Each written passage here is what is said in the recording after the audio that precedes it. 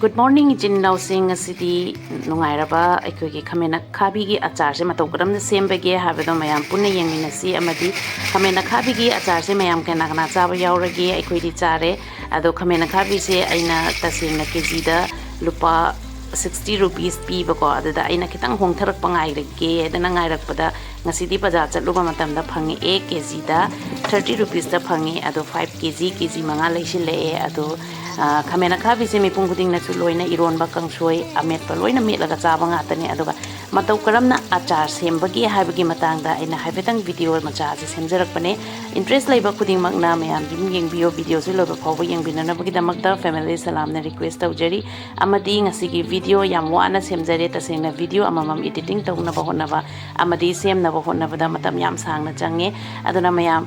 loiba phawa yengminana bagi damakta request taujari amadi weather se ju nonini gi mamang da weather se yamna nungaiba weather ama oi aduduna haidi tha ahumari manga chatna bagi damakta aina Khamen Akhabise achar se sem gi tawbani hajiti kalen ju oisila abanina sumaina makhan makhan gi flavor khara thambasina ko aikoi gi chaba thakpagi kalen gi summer season lakpa matamda kitang dikana gani atu makata ba video sum yengmina se sumain tawdana mathangi process mathang yengthasi ko mayam yam kui ba video nate adu taseng badi editing tawba matamda ka kana kitang telhan ge na khan baje process na sum heta tawro heta thangdoki boko aduna minute si ju kitang sangna dum chatkre adu mani changjara ka su ye interest lai bai chini naw singna dum loiba pawu yengbiyo amadi nuksi biduna video sida nauna changak po eragana subscribe to biromo amagi Facebook ki kutang na yengbo eragana follow to biramo amadi like bibiramo comment bibiramo chini naw sing makata ba video yeminasi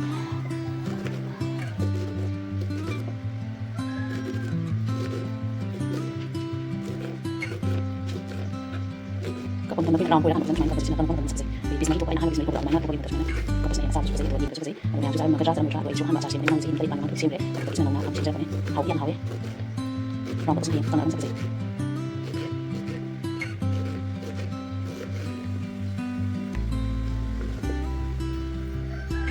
mana macam sa pagkaraki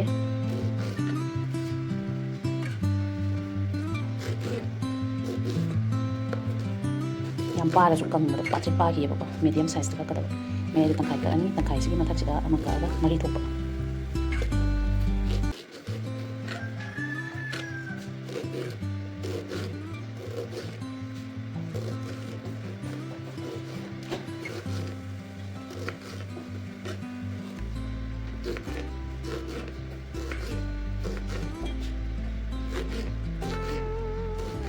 tangsi jus mainan macam apa sih nak apa sih masa kasi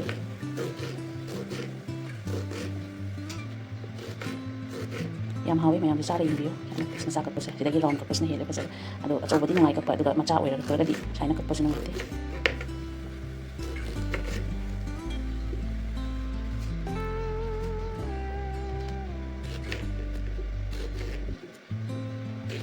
bigyan na akong nahin nakapos Khamen ji jo koi gi quality se pick pani na ko yam sang matam yam sang na change aduga loyo ya da tawraga amaru se amamam thangkat laga semak pani na yam wa na change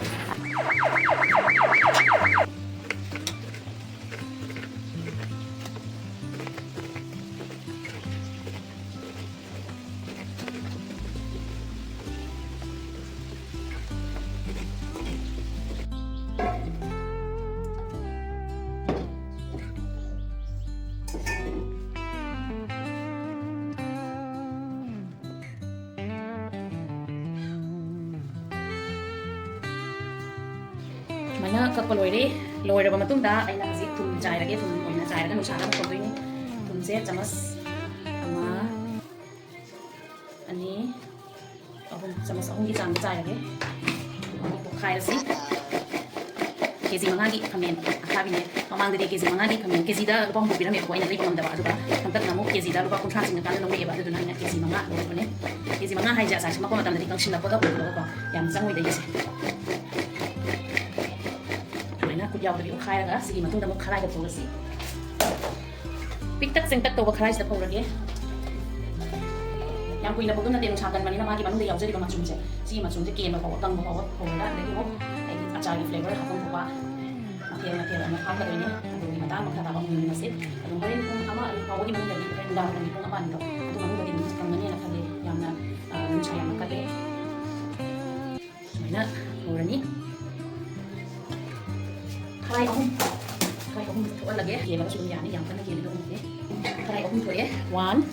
2 อะไรได้ดูก็3ใครอุ้มตัวใครอุ้มเซ่พบเธออะไรนี่สาระใส่ปุ่งตาลุกตาเรตาพบตัวหาสิปุ่งตารามาถอยตาสิเล่แต่ almost กังสิเล่นุ่งชาสิยามซาบันนี้นะยามทุนกังเงี้ยดูนะสิมาจุ่มจะคิดตั้งกระทงกับเพื่อนอามาก็ตาสิเล่ดีกว่ายาแล้วนี่ว่าจับจ้าแล้วนี่ดูเองสิสมัยตัวก็คนที่คนถอยไอ้หนูด่าตัวก็ทำแบบนี้พบอยู่แต่ใครตั้งในทุกข์กันด้วยสิเวเดอร์สิเวเดอร์สิทำสิ่งฟ้าใจเลยน้องนี้นุ่งชาสารก็ดีเวเดอร์เนี่ยอันนี้ก็จะสบาย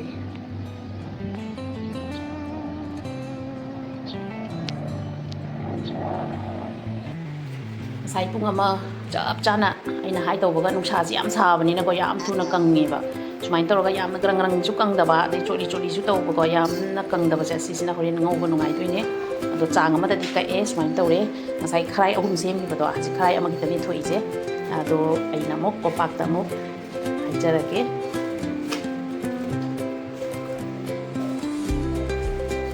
yam hau ni umuro ka hapakan ba siem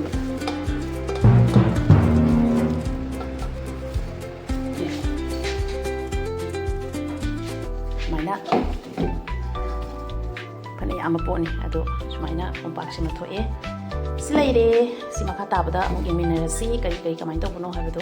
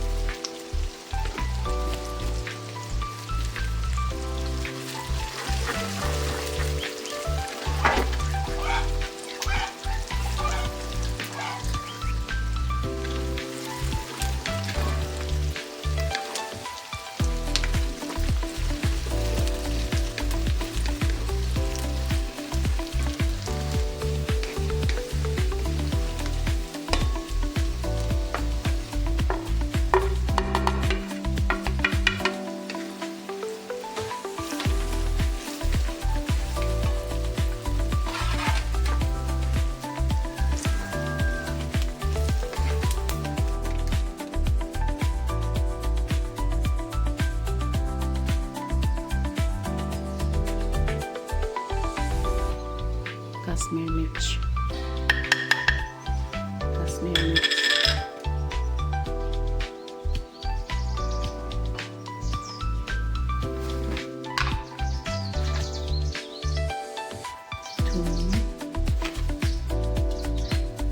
Chamas ani nang thaage mamangda aina ngarang phouba matamda chamas kaino thakibane ba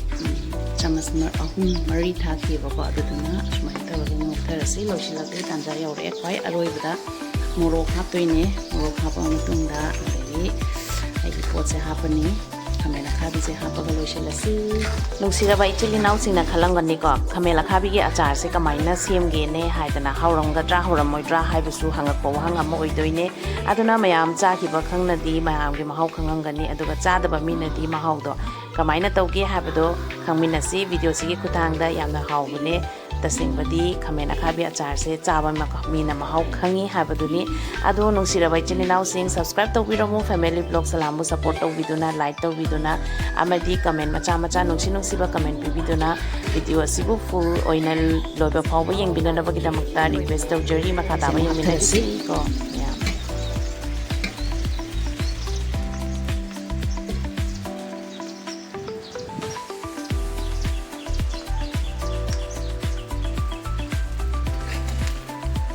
lagi machu munna kacen koya yongna ba khairaga loisilakpai saruk lae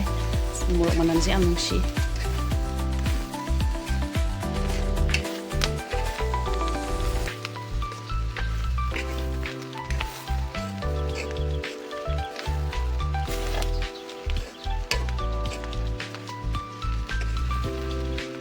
jadi mata masak fazana bagidamukta yang hangsi machu se kitang hapsage machu chamas ani hapage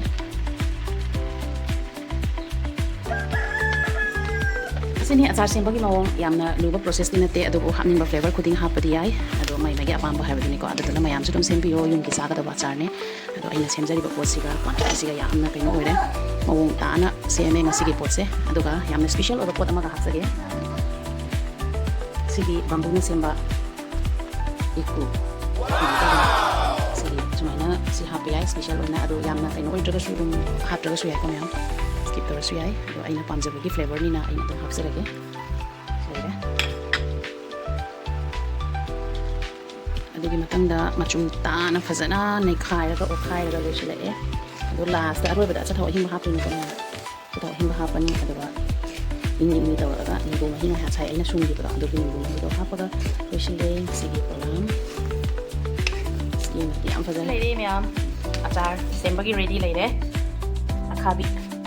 Khamen Akhabige achar se sumai tawraga seme fermented loiraga ko fermented thamani aduga manungi leidiba chotto saruk se akoi nungsada ngha adum phogdoine yamna tai koiraga makhum ji khungado nate hapta mukti nungsada ai magi manungi leidiba mani se lautokadoine sumai tawdana yam saw khang se si khang se haji bottle ani thoye sina ni ki sina plastic ki ne do aina content big content loina hapkani sumai tawdana leire makhum je yam sinna kurti loida ko tak tawga nungsada ki magi manunga leidiba mani se lautokadoine aduga loiraba matungda thau hingba sumai na hajelani thau yawi kai mai malam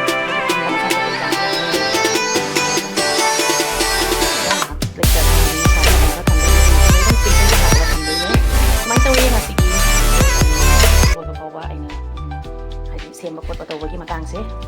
anh tàu em em hậu hiện xe mà em suy không mà nằm sẽ tin tay em không sa xem cái process lek lao đấy sa ba hậu rồi nhỉ my friend em rồi sẽ cái ngay video thank you for watching my video thank you video đó đây đấy achar xem cái achar đó achar bottle là như thế em sao ấy bottle chứ đồ khang chứ em khang chứ khăn như vậy đấy achar mà như thế em nè hậu rồi nhỉ sa bọc anh tàu cái này đấy solution zargi yam nungari wow